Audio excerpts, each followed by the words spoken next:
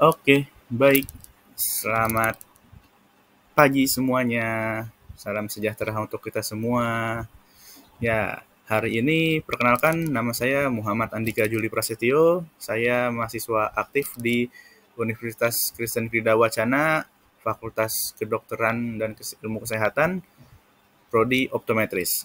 Baik, hari ini aku akan mempresentasikan mengenai pembahasan apa sih itu low vision.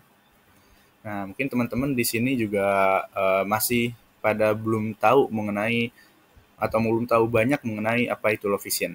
Aku akan men-spill atau menjelaskan sedikit-sedikit mengenai apa itu low vision.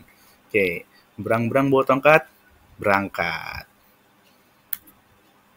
Oke, pertama-tama yang akan kita bahas adalah proses melihat. Bagaimana proses manusia itu melihat atau makhluk itu melihat?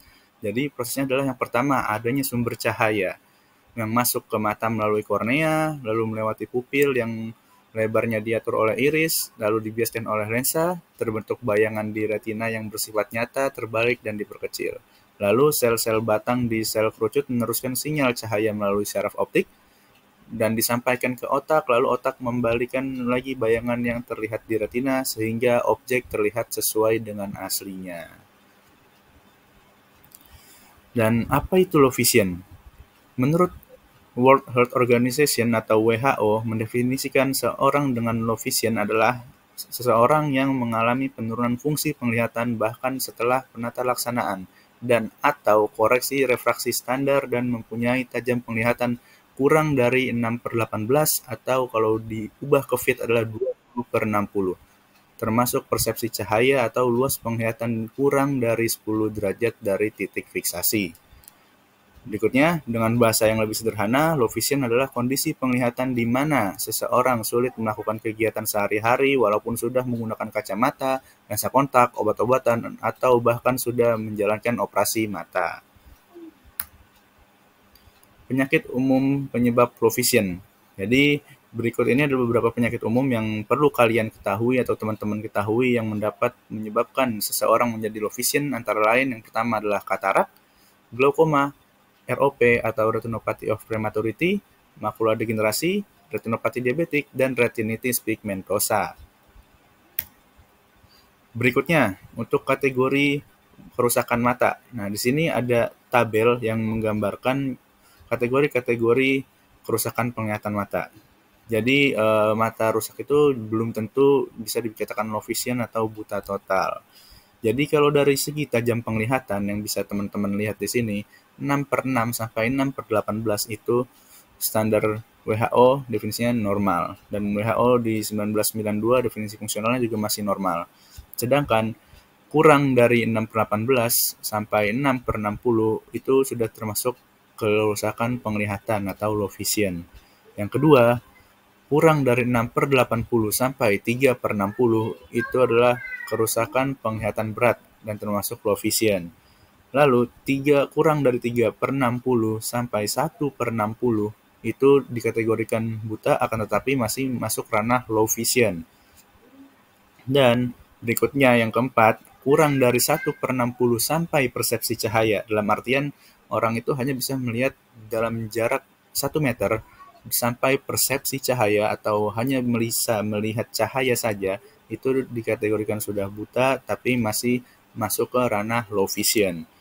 Dan yang kelima, tidak ada persepsi cahaya atau gelap total. Itu dikategorikan buta dan buta total. Oke, untuk masalah 7 fungsi penglihatan beserta intervensinya, jarak dan ukuran itu disamakan dengan visus atau tajam penglihatan. Dan itu menentukan jarak, menulis atau membaca dalam jarak dekat, atau menanyakan pada teman. Lalu untuk yang ukuran, memperbesar objek dengan fotokopi, menulis dengan ukuran besar, atau menggunakan kaset. Kaset itu dalam artian untuk bisa mereply apa yang dia lihat atau merekam.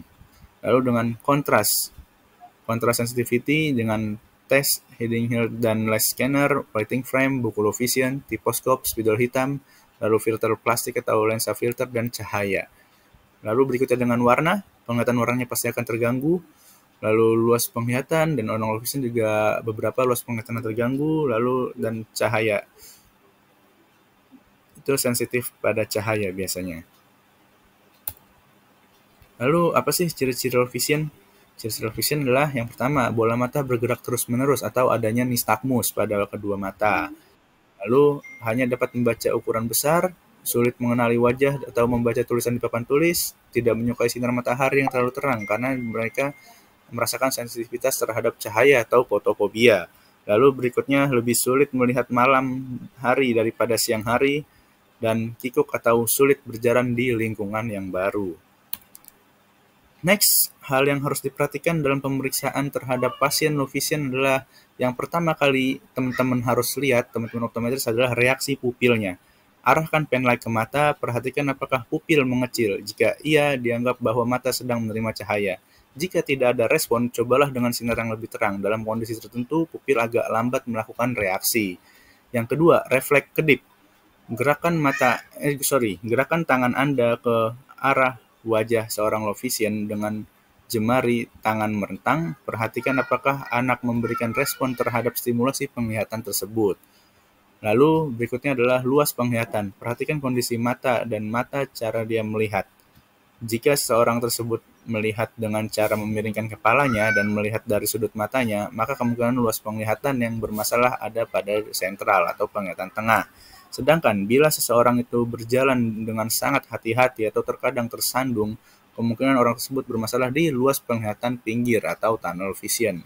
Jadi dia jalan seperti lihat di lubang kunci. Oke, berikutnya untuk asesmen low vision yang kita berikan adalah yang pertama sudah pasti pengecekan visual acuity dengan EDTRS dan Feinblum chart.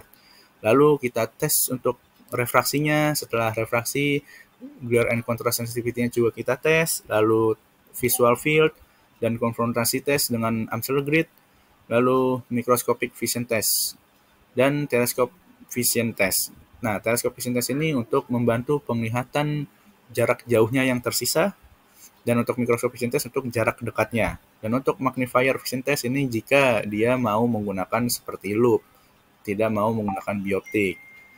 Lalu filters assessment untuk asesmen warna dan UNM test. Jadi UNM test ini adalah rehabilitasi cara menggunakan alat bantu untuk penyandang low vision.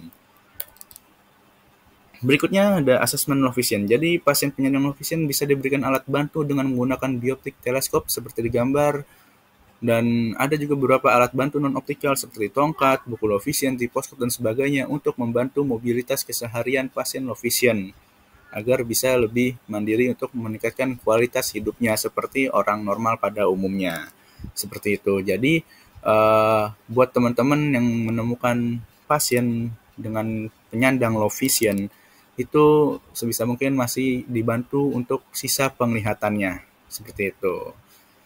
Yap, sekian presentasi dari saya dan edukasi, semoga bermanfaat untuk teman-teman semua. Terima kasih dan sampai jumpa kembali.